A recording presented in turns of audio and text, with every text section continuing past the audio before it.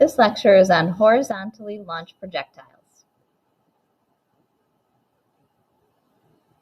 I'm Mrs. Estoff. Let's get started. So in that cartoon clip, we see Wile E. Coyote running off the edge of a cliff. In this example, Wile E. Coyote becomes a projectile that is moving in both the horizontal and vertical directions. This combined motion is that of a two-dimensional projectile. Projectile motion is motion under the influence of gravity. Most problems will involve objects in a state of free fall as projectiles, meaning that they are only subject to the force of gravity. For now, we are neglecting other forces like air resistance acting on the object. So in that cartoon example, once Wile E. Coyote was no longer in contact with the cliff, he was in a state of free fall, moving both horizontally and vertically at the same time. That combination of vertical motion along with horizontal motion simultaneously creates a curved parabolic path for that projectile to follow.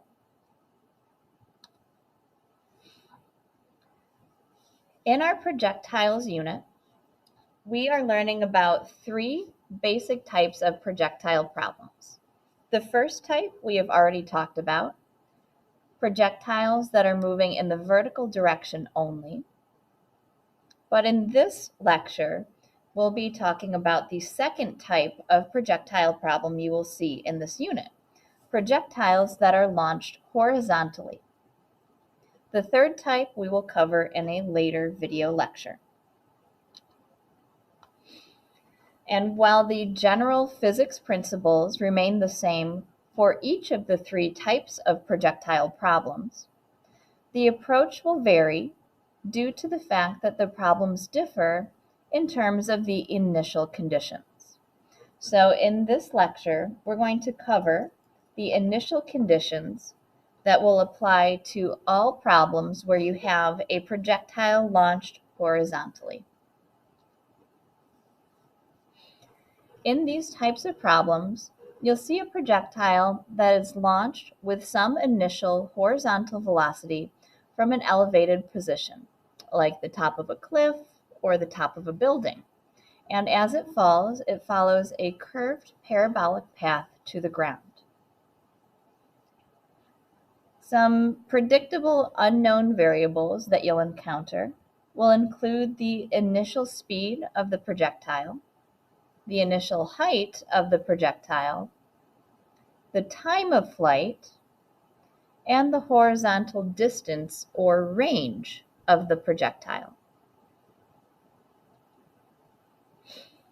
But no matter what variable the question is asking you to solve for, you can use the same kinematic equations that we used for one-dimensional motion, including these three equations that are located on the back page of your reference table.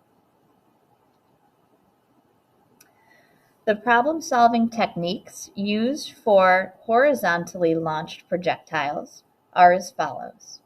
First, draw a picture or motion diagram. Next, assign your directions as positive. Notice in this step, it says directions, plural, because now we're looking at motion in two dimensions. So we not only have to define the vertical direction that is positive, we also have to define the horizontal direction that is positive.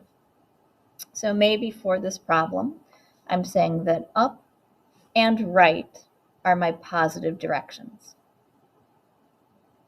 Next, we'll make our tables of givens.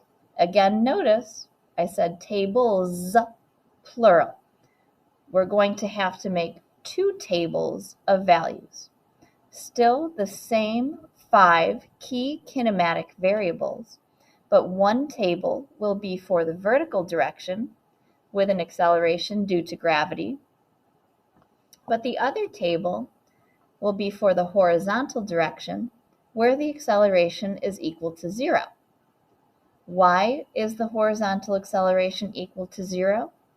Well, because there is no force pushing or pulling on that projectile in the horizontal direction.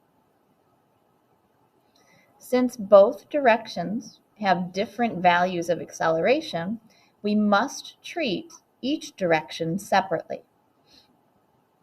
Once we have our tables of given values, we find the equation that has only one unknown variable and solve for that unknown variable. Let's start out by simply creating the tables of values for some sample problems. A rock is thrown horizontally from a 50-meter tall building at 15 meters per second. How far has it traveled horizontally before hitting the ground? For this problem, we have two-dimensional motion, so we need to create two tables of values, one for the horizontal direction and one for the vertical direction. We also have to assign directions as positive. Let's assume in this problem that the rock is thrown to the right. We'll call that positive for horizontal. And let's call up the positive direction for the vertical direction. In that case, for our vertical table of values, the displacement would be a negative 50 meters because it falls vertically 50 meters to the ground. The initial vertical velocity is 0 because when the rock is thrown horizontally, it does not have a vertical component to its motion. So this is something that will be consistent for all of these problem types. The initial vertical velocity will be 0. We don't know the final vertical velocity right before it hits the ground. We do know that in the vertical direction, the acceleration is due to gravity. And we do not know the time it takes to hit the ground. Now for the horizontal table of values. We're looking to solve for the horizontal displacement or the range of the projectile. We know that it's initially thrown with a horizontal velocity of 15 meters per second. And that velocity has to stay constant throughout its motion because the horizontal acceleration is 0. Because it is not accelerating in the horizontal direction, the horizontal velocity stays the same for the entire problem. We also don't know time. So now we have our two tables of horizontal and vertical information filled in.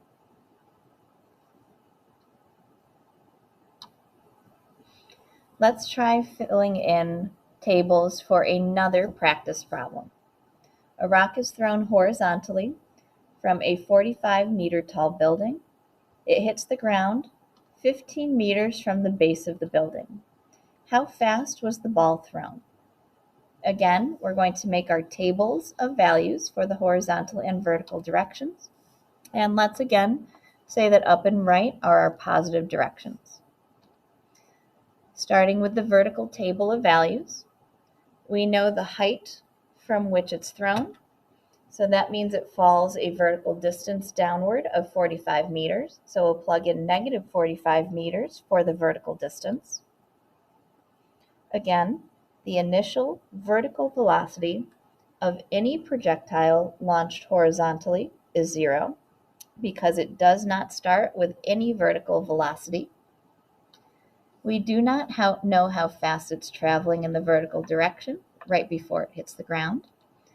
We know, though, that the acceleration due to gravity is negative 9.81 meters per second squared, and we do not know time. For the horizontal table of values, we know that the range of this projectile or the horizontal displacement, is 15 meters. We were not given the initial horizontal speed. The final horizontal velocity should be the same as the initial. So if we don't know the initial, we don't know the final. We do know that the horizontal acceleration is 0 meters per second squared, and time is an unknown as well. So we were able to set up our tables of values for this practice problem.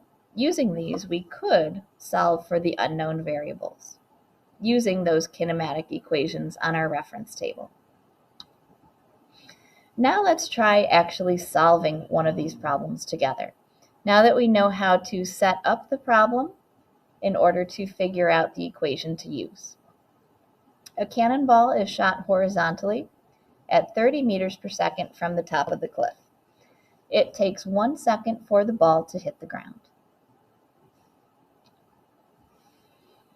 How far down will the cannonball fall during that time? In other words, how high is the cliff, or solve for the vertical displacement. We've drawn our diagram. We've assigned up and right as our positive directions. Next, we need to fill in our tables of given values. We're looking to solve for vertical displacement. The initial vertical velocity for all problems where the projectile is launched horizontally is 0 because it's fired only with horizontal velocity, no vertical velocity. We do not know the final vertical velocity. We do know that the acceleration is due to gravity and that it falls for a time of 1 second.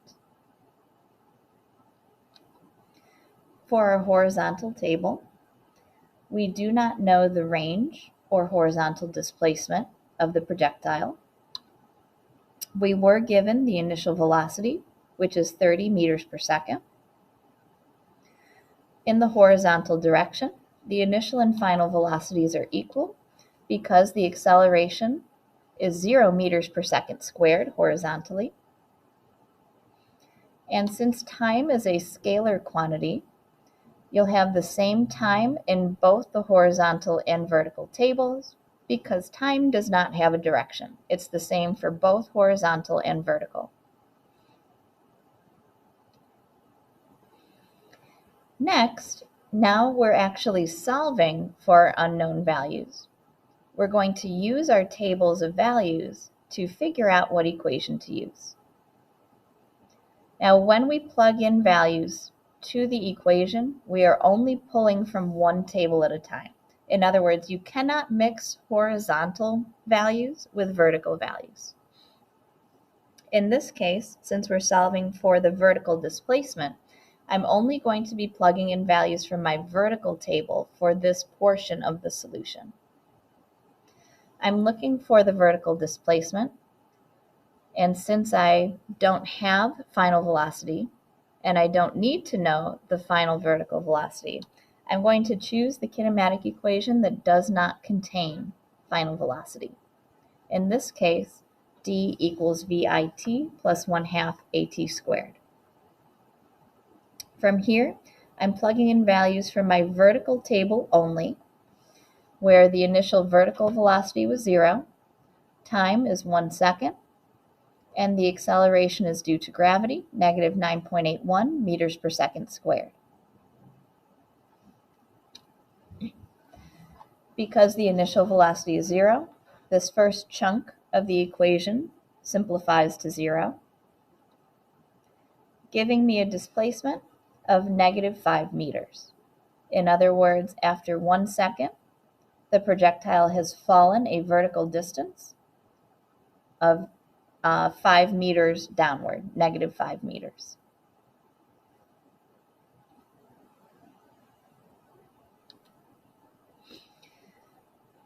Next, it's asking how far from the base of the cliff did the cannonball hit the ground? In other words, solve for the horizontal displacement. So how would solving for the horizontal displacement be different than solving for our vertical displacement that we did in the previous slide? Well, solving for the horizontal displacement, you are only going to plug in horizontal values from your horizontal table of givens. So even though we're again solving for displacement, this time we're going to plug in values from our horizontal table. So in this case, if we use the same equation, d equals VIT plus 1/2 AT squared, now my initial velocity is 30 meters per second in the horizontal direction. Time is still 1 second, but now my acceleration is equal to 0. So this time, the second chunk of that equation simplifies to 0. In other words, if this projectile is traveling horizontally at 30 meters per second, after 1 second of motion, it's located 30 meters to the right of where it started. So in summary, for horizontally launched projectiles, in the horizontal direction, your initial and final velocities will always be equal to each other. That's because the horizontal acceleration will always be equal to 0 meters per second squared. Also, since time is a scalar quantity, it will be the same for both the horizontal and vertical directions. In the vertical direction, your initial vertical velocity will always be equal to 0 meters per second. Also, the vertical acceleration will always be 9.81 meters per second squared down. And generally, it works out best if you use these vertical values if you have to calculate time. So in other words, if time is your unknown variable, use the vertical table of values to solve for time. It usually works out better than solving in the horizontal direction. Hopefully this was helpful in learning about horizontally launched projectiles, our second type of projectile problem.